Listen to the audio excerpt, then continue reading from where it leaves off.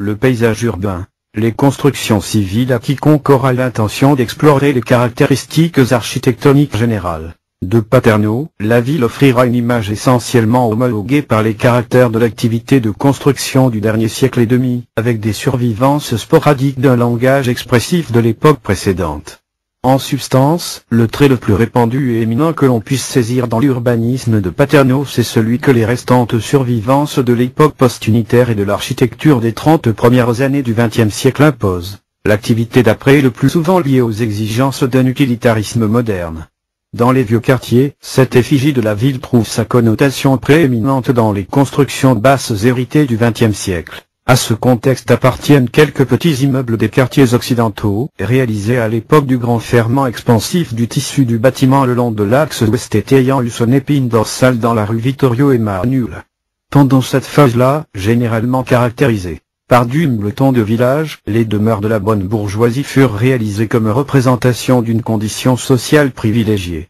tels que le palais Cutorro-Cupro, le palais Caruso, le petit palais Carrà, le palais Alessi, ce dernier remontant toutefois à 1787. Dans les cas les plus éminents, palais Alessi, palais Cutorro-Cupro, l'engagement architectonique s'exprime dans l'exhibition de la longue façade longitudinale, dans l'exposition maniériste des petits balcons, dans l'étalage décoratif du portail d'entrée. À l'intérieur, on observe de généreux grands escaliers, la vaste salle centrale, la définition raffinée des plafonds et les différentes pièces alignées en succession suivant le principe de l'enfilade. Les œuvres citées épuisent essentiellement le répertoire des bâtiments de valeur du XIXe siècle, la production restant à une plate destination d'usage. Au siècle précédent remontent quelques édifices isolés ayant survécu au séisme de 1693, le solide palais Moncada de 1627, et quelques mélancoliques lambeaux de construction, le portail du XVIe siècle du perdu palais La Casa. Les 20 premières années du XXe siècle sont représentées par une féconde production architecturale accueillante dans les petits palais de la bourgeoisie locale alignés le long du tracé des principales rues de la ville, une manière stylistique liée à des expériences éclectiques revécues avec une noble sensibilité, manifeste dans le raffiné catalogue ornemental, dans les vives articulations des portails et des fenêtres, dans les consoles boursouflées soutenant les balcons, dans les tympans brisés, maisons impalomnies, ou caractérisées par les connotations florales, formalistes de l'art nouveau, palais Russo ensuite Buteau et quelques autres édifices.